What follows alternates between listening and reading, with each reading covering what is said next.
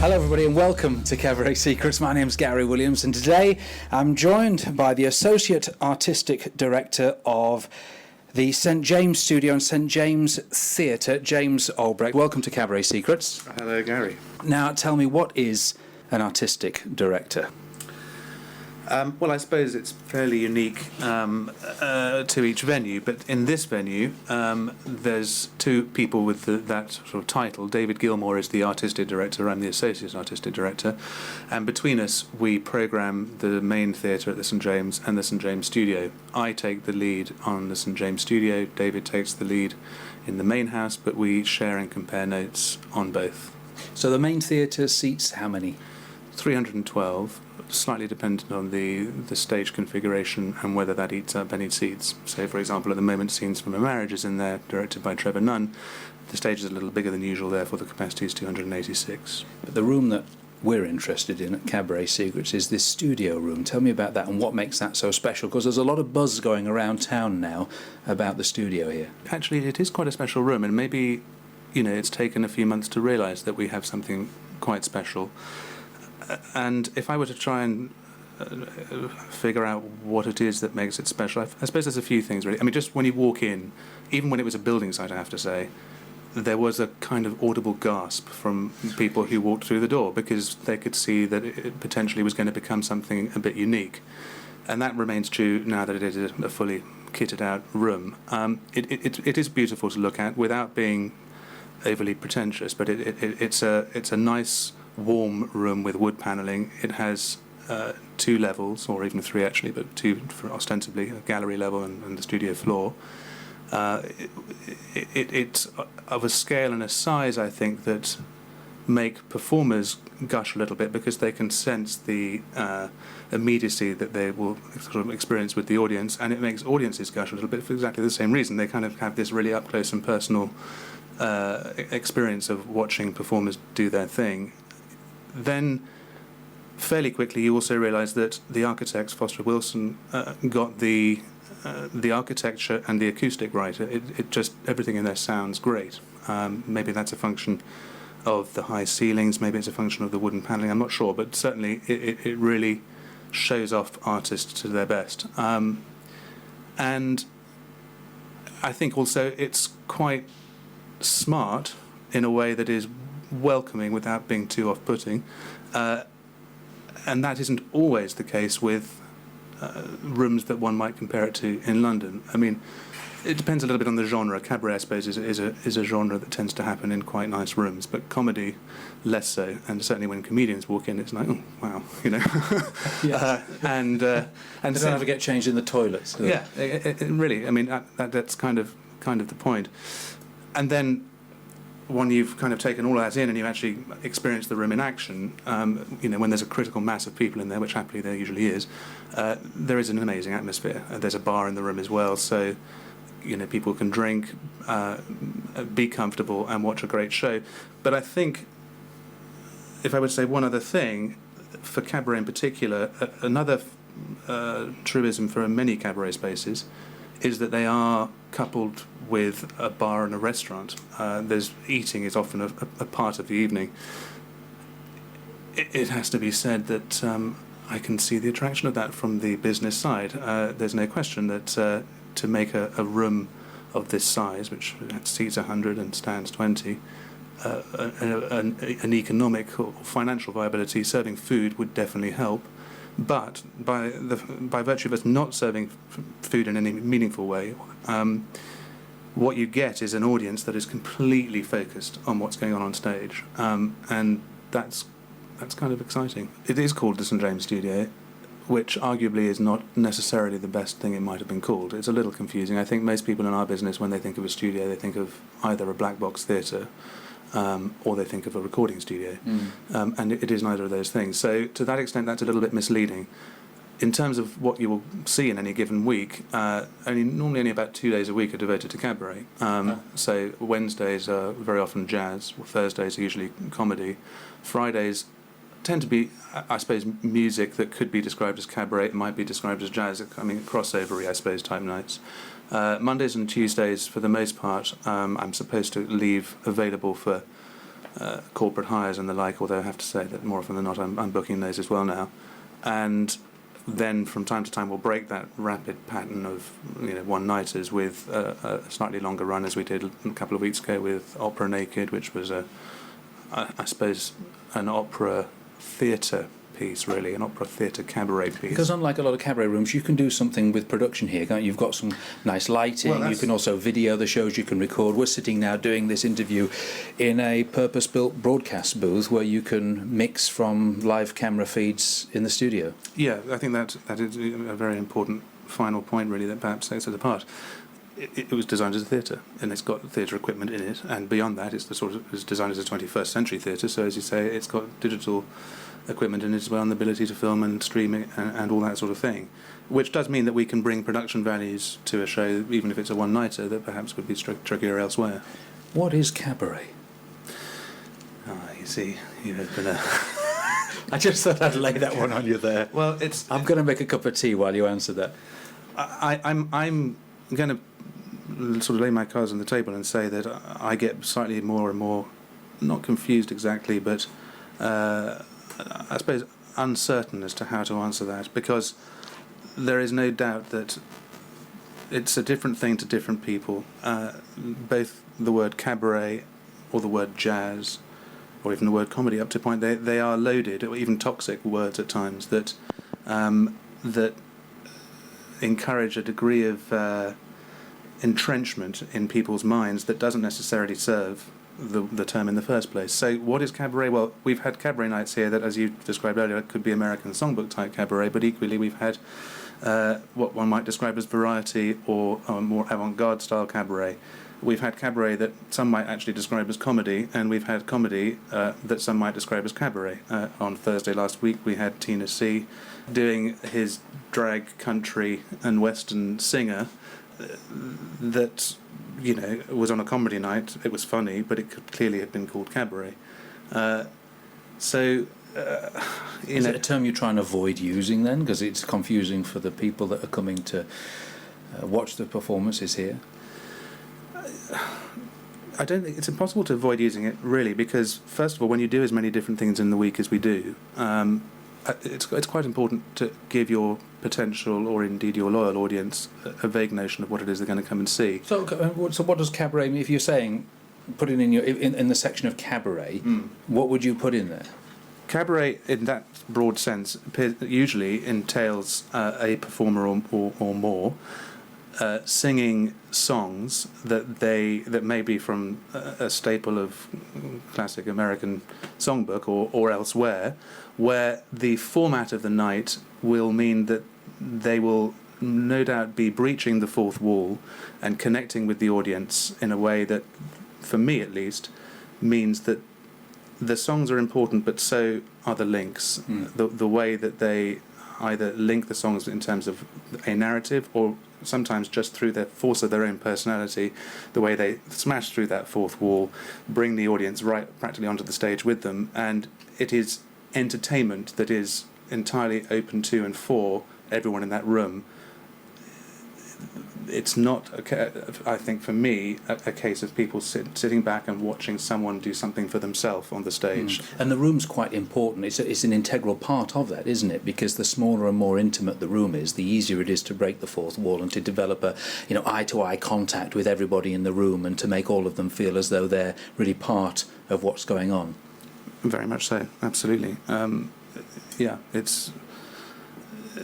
You have to, I think, if you're going to call something cabaret, you have to find every corner of the room, and in our case the gallery, and make them all a part of the evening, without a doubt. It seems in the jazz world, that cabaret is something of a dirty word. It just almost seems a bit sort of comes with cheesy connotations. Or it almost seems, I know people where, they sort of turn their noses up a bit, that any performer who actually does try to connect with the audience, or tells a joke, or even smiles at the audience. It almost seems anything that detracts from just the music alone, they dismiss it. They think that it's somehow bad in some way. Do you know what I'm talking about? Well, I need to obviously tread carefully here, because we do jazz. But you do identify a fairly interesting point. But I wouldn't say it's just jazz musicians either. It can very often be that kind of jazz audience. They come to listen to music, and actually they almost don't appreciate anything that will interrupt their enjoyment of music. They don't like to drink, they don't like to eat, they don't like anybody else to do those things either, because it's really all about the music. And that's great, isn't it, for them? It's great. It's great to have that kind of passion. That the struggle, I suppose, that a venue has with is that we all want the same thing, which is to put on great music, whether it's called cabaret or jazz, but we want to be able to keep doing it, and therefore it is a little trickier when there's that focus on so uniquely on music that nothing else that the building has to offer is able to kind of play a part. And musicians themselves, for sure. I mean, it's true that some jazz musicians do, I think, partly because of the nature of that style of jazz, where they're feeding it off each other, they can get lost in that world of creating something in the spur of the moment, which can be very exciting, but it's completely different to cabaret. And it is also true that sometimes, therefore, those different camps can be a little bit snooty about each other up to a point, and what they're offering. We've actually, in the way we promote what's going on in the studio, we at the beginning did categorise it very clearly by colour codes in the brochure and the programme. What was jazz, what was cabaret, what was music, what was classical music. And at the very beginning, perhaps that was important because we were completely new and so were our audience. So again, it was about informing them about what they might see. Now everything bar cabaret is music. So whatever kind of music we have, it's music. And actually, that's been done with the support of most jazz musicians as well, because I think they also are conscious of this conundrum that jazz, if cabaret can sometimes be a confusing or toxic term, then jazz really can be.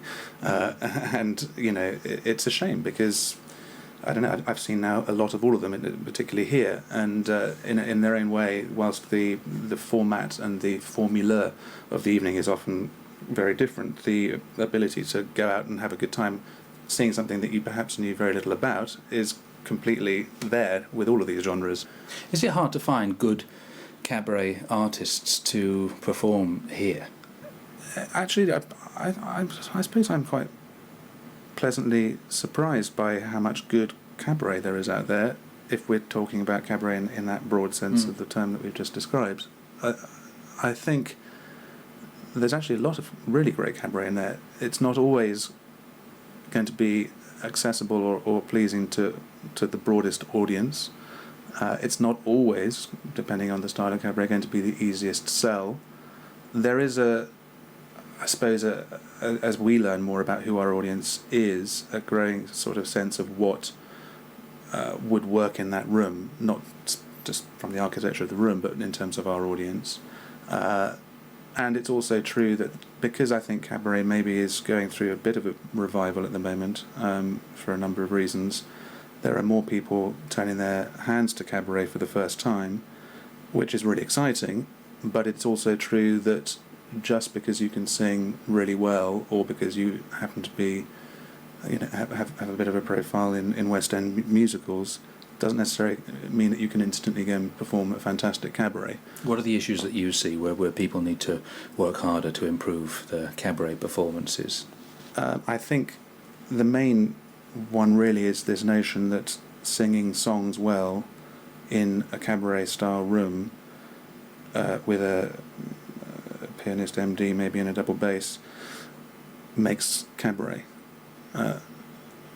On its own, I don't think it does. And in fact, what's been interesting to me is that I would say that whilst it certainly is desirable that a cabaret performer can sing, and ideally quite well, it is also true that you can have a really quite exciting cabaret night with a performer who is only average on the singing. It's very true, isn't it? Elaine Stritch comes to mind, who I saw at the Shaw Theatre do the Liberty show, and it was a sensational show. But she was well past her best vocally, but it didn't matter because what she said, her anecdotes, the stories, the personality, just made up for anything. I completely agree, and I'm beginning to think that is almost more important than that ability to kind of tell a story, have a narrative, create your evening, give your evening a shape, whatever it might be. And ideally it isn't just here are the songs that I sang through my career, although clearly that will often be part of an evening for certain types of cabaret, but just giving it some kind of a structure and enabling an audience to enjoy that journey is kind of more important than the ability to hit every note. Do you mean like a beginning, a middle, and an end, like a show, almost like any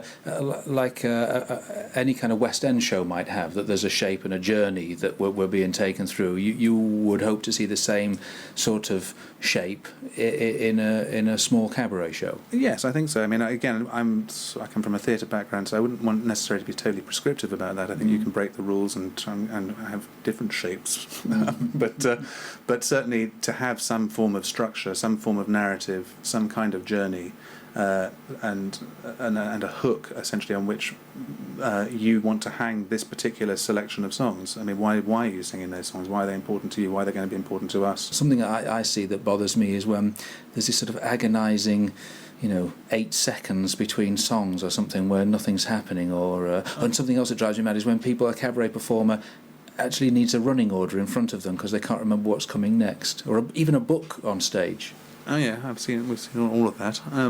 Yeah, it's clearly like if you're performing a play or a musical. If you walk on with the book or keep on having to stop to check where you are, it's not as enjoyable as if you don't have to do that. I mean, because I think it distracts. If you're trying to communicate with the room the whole time and you're having to look at notes, it's the same with any kind of speaking, isn't it? Well, the finest cabaret, I think, is cabaret where it looks almost so unprepared in a funny sort of way that, and that may be because it has been supremely well prepared or it's been performed a lot, but that in a way that there's no props or a visual. I mean, I don't mean literally props, but no aids to kind of, and where not only that, but where as an audience you feel that anything could happen, and indeed something could possibly even go wrong. So what? If in fact, so often when it does, that's a highlight, isn't it? It's the bit that people remember the most. Absolutely. And if someone is so perfect with everything that they're trying to do, and every link feels like it's scripted to the 100th degree, and every note is hit without any room for possible error, I personally start to sort of slightly switch off. Of course. That doesn't mean you don't want something that's polished and well put together, but I think there is a distinction, if you know what I mean. Because you look at, I make a big deal in the book about sincerity, and it's got to look like it's the first. You've got to look like you mean it. It's got to look real. It's got to look like you're really interested in telling this story, and also really interested in sort of reacting off the audience, so that it really is a conversation. I liken it to if I was at a party, if we met at a party and I said, oh hi, and I told you what I did, and then just started telling you anecdote after anecdote and just sort of blasting you with my funny stories, it would very quickly get very dull and boring. Even if the stories were quite funny, it needs to be a two-way thing, right? It has to be a rapport that you build up, and I think it's the same when you're working with a cabaret room. Do you think you can tell the difference between the shows, which, even the small shows, which have been directed, where there's been a director involved, and those not? Definitely. In fact, I feel that with everything, cabaret, comedy, and I think that very often, I mean surprisingly often, these shows have been created sort of almost in isolation, or maybe with certainly. I mean, there must have been an MD involved in cabaret up to a point, but that isn't always the same thing as having an outside owner director. I think it's crucially important, probably certainly when you're creating something new, to have the input of a director. It will just iron out the creases and prevent self-indulgence. That's something that can easily happen, I think, with cabaret. I mean, there's a feeling sometimes that it's about, look how brilliantly I can sing this song, rather than let me tell you about the story of this song and why it matters to me. And the best performers certainly that I've witnessed in the studio are the ones that aren't just telling a story in the links, but they're telling a story through the song. And you completely forget that they are demonstrating a fantastic technique or fantastic storytelling, because they are so involved in that story that that's all you really see and experience. Part of your remit as artistic director is hiring the acts, deciding who's going to perform here and putting them in at the right time of the year, the right night, and so on. How do you do that? How do you find people? Do people find you? Are you deluged with stuff from people saying, please give us a night there, or are you having to go out and find them? Well, certainly at the beginning I had to, I think, go out and find people, and I think, what did I work out the other day? I can't remember. We had something like nearly 200 different shows in 10 months, and goodness knows how many performers on the stage, and to be honest, that is too much for me alone to do. So I do work with other promoters and producers, and I do, I suppose, I have programmed or booked shows that I've not seen based on either submitting a script or a synopsis, or through reputation, word of mouth. And you're taking a risk, and presumably you'd rather. I mean, presumably in the early days you would try and see everything before you book it, but in the end there's too much, right? Yeah, it is too much. I mean, there's just too much. And also there's the simple truth that because we are new, or were certainly very new, I was kind of struggling to cut the umbilical cord from actually being here every night. It's partly about me learning about the room and the acts and building those relationships. So there's been a limit to what I could actually go and see anyway. Having said that, I'm seeing more now, and certainly as we are better known, there are more and more people knocking on the door, and who've either been here or heard about us and who want to perform here, which is great. I mean, that makes it. Would you prefer to hire acts through agents, because it's just it means you only deal with half a dozen agents as opposed to 300 artists, or are you happy for artists to approach you directly? I'm very happy for artists to approach directly. And if they do that, what's the if there's anybody listening to this and think, well, that sounds like a great place to perform, I want to work there, what should they do? How should they contact you, and what should they send you initially? What works best? Because I know that you're busy. What works best for you? Well, I mean, the one thing that I have to completely surprise me about this job is just the sheer volume of emails, and it is genuinely impossible, unfortunately, to keep up with them. I just, so having said that, an email is the best way to start. But keep your fingers crossed. To start, well, but within that email, I guess. If nowadays people have a lot of digital media, so if they have any kind of videos or SoundCloud things that help give a sense of what they can do and what they would want to do, a vague, as precise a synopsis of the type of cabaret that they would want to do is useful. Certainly, an indication of where they've performed before, because that helps inform me a little bit about what type of cabaret it might be and where they see themselves in the kind of cabaret scene, market, etc. I will say as well that I have to say a very important factor, even though it may not be one that anyone really wants to hear, is that ultimately this is an unsubsidised theatre, and it's also an extremely expensive theatre to run, and therefore I want to book something that's brilliant, but I also want to book something that I have a strong sense will actually sell some tickets, and that I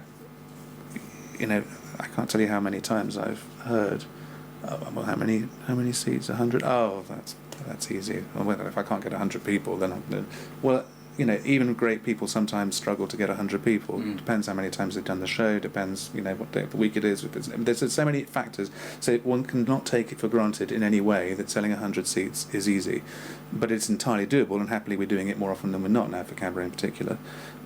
So, and I suppose one would like to get a sense that whoever's approaching the theatre does understand a little bit about the business side of it. And is prepared to, do their bit to help bring back. When I first started working at Beach on the Park, the first time they used to have Sundays there, which were open. They wouldn't pay you a fee. It was you would take the door. I think you would pay for the sound guy, and then you got all of the door or most of the door. So of course you're very incentivised to bring your friends and family along. And I think a lot of most artists can do that once or twice a year, even if they're very inexperienced and they haven't really got much of a name. name for themselves because they can go mad on Facebook and rally the troops and say, "Got to come and support me," and badger everybody they know, and people go, "Oh well, we better go and support this guy," and so they go along. But you really can't do that very often, can you? And at the end of the day, there comes a point. I was very aware of a point in my career, and I just thought, I can't rely on my friends anymore. I can't. There's a fourth time this year. I can't say, "Can you come to this show?" It's embarrassing. And I thought, I've got to start relying on an actual following of people that I don't know that want to come and see my stuff. A lot of really good points there. I mean, the title, or the theme, or the idea for the cabaret, is really important. And it is also true that a really good title with an unknown performer can sell out. I mean, no question. And conversely, a slightly obscure title, but with the same performer, or one that's even slightly better known, may not sell out. I mean, it's so having a sense of that is important. And as you say, the deal. I mean, well, obviously the favourite deal is that the venue pays a stonking great guarantee and everyone's happy. But unfortunately, that isn't, for certain types of venue, and we're included in that, normally the reality.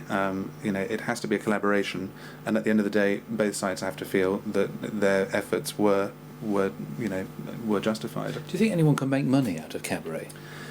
I absolutely do. You tell me how. I've been trying for 20 years. Well, like any sort of small-scale show, the ability to make money, I suppose, will be a function of how many places you can perform it in, with how many seats, and how many seats you sell. It's harder, I think, in this country to make money from cabaret than my understanding of how it works in the US. And people in this country are that whole kind of let's go out for an evening and enjoy some entertainment, let alone cabaret in this country is not as evolved and generally part of everyday life as it is in somewhere like New York. So there are definitely some challenges to start with. But I mean, I can think of several cabarets that we've had here that have then toured various parts of the country to various venues of anything from 50 to 200 seats, and where because the scale is relatively manageable, it is possible to make some money. I don't know how possible it is to get rich quick. I mean, it is also true that there are acts that have come here, and based on the deal we've done and the ticket price, they've walked away with £1,000 or more, which for £1,000 for one night's work, isn't terrible. But it's also true that there is a ceiling. There's clearly a ceiling as to what you can really earn with this type of entertainment and the scale of venues that it tends to happen. You have to find other places to work, don't you? Because I know in London, everybody's got a limit. For me, I always think 2 single weeks. One in the spring, one in the autumn is about the most that I can do for the following that I have here. Any more than that, I'm just going to dilute the audience, and it's not. I'm going to spoil it for myself. So that's another 50 weeks of the year I need to keep myself busy elsewhere. Yeah, but my knowledge of what you do for those 50 weeks of the year is that you take those skills and portions of those shows, and generally your however many years of experience, and you earn a living by peddling that in various parts of the world. I like that word, peddling. That's it. Well, a peddling turn. That's what I am. But you know what I'm saying? That's what, or indeed, by being paid lucratively for appearances wherever it might be. So the show that you in a way create as a cabaret show to perform in cabaret venues in central London is, up to a point, it's a shop window. It's a shop window for what you can then take elsewhere and do many more things with. Versatility is a key thing. The shows that I do in London are quite different to the shows that I do on cruise ships, where my bread and butter is on cruise ships. It's still cabaret on the ships, and the elements are still the same. And of course, it's still my personality. A lot of the links are the same, but the content is really quite significantly different because the audiences are quite different. And if I just said, well, this is what I do and that's all I do, either with my cruise ship show, it wouldn't work in a venue like yours. It'd be awful. And exactly the same with the show that I might do here. If I took it on a cruise ship, I think it would die. It just wouldn't work very well. So you have to be, I think, very adaptable, and try and do whatever you can to get a little piece of, lots of bits of work that's out there, really diversify. And that's true for cabaret performers, it's true for comedians, it's true for actors. Diversity and versatility triple threat, etc. I mean, all of that can only be to someone's advantage. So to give somebody an idea listening to the kind of shows that you're talking about, we're saying that the shows need to have a nice title and maybe some nice artwork. They've got to not be too expensive. The performers needs to have a nice show reel, a nice YouTube clip or some SoundCloud clip or audio clips or something that they can send you. Yeah. Yes. All of that's definitely useful. YouTube is helpful. I mean, it rarely does a show look its best on a YouTube clip, but at least it gives you a sense of what's on offer. I was looking in your programme at what's coming up here. I saw Joe Stilgoe's coming with a show which has got great artwork and a snappy title. 100 Years of Hollywood, and it sold out quite quickly. Very quickly. I mean, I think Joe, again, is somebody who clearly can talk about versatility. He could appear in any kind of cabaret night or jazz band or comedy night. Indeed, he was on the Now Show on Friday on Radio 4. He's somebody who I'm sure has the respect of the most ardent jazz musicians, but equally can turn his hand to something that is unashamedly commercial, but no less quality for that. It's funny how I know Joe. He's the nicest guy, as a super talented, the nicest guy. Somebody else who comes to mind is Alison Jaya, who is equally just nice and a stunning talent. Yeah, I mean, again, Alison we've now had here 5 times, and I'd have her here every month for sure if that were viable. She truly, I think, is the full package if we're talking about cabaret. She has obviously had a successful musical theatre career, but by no means are her cabaret nights dwelling on that. Indeed, I think she's barely even done a single song that she's done from her musical theatre career when she's on a cabaret here. She instantly, the moment she walks on the stage, completely wins over the audience with just kind of naked charm and wit. And everyone, even if, a proportion of the room will know her and will come every time, and possibly even her friends, but everyone will be in no doubt very quickly that they are kind of special that night because they're the ones that have come to see her show. Then her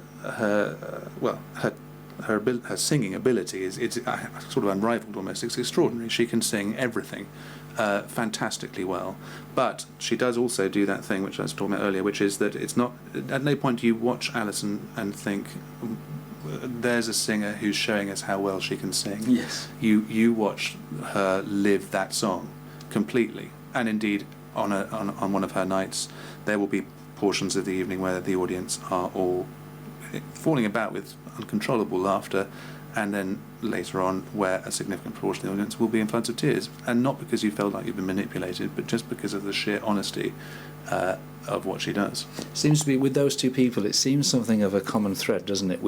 Because off stage they're very charming, very nice people, and it seems that on stage that those qualities are just amplified. Absolutely, yeah. So if you're a horrible person, don't go to to choose another career. I think that's a good way to end. And if you're a nice person and enormously talented as well, we should contact you at the St James Theatre and find ourselves working in this marvellous studio. I'd love to hear from you all. Thank you for listening to this Cabaret Secrets podcast. If you've got any comments or questions, please visit cabaretsecrets.com, where you'll also find details of the Cabaret Secrets book, an indispensable guide on how to create your own show, travel the world, and get paid to do what you love.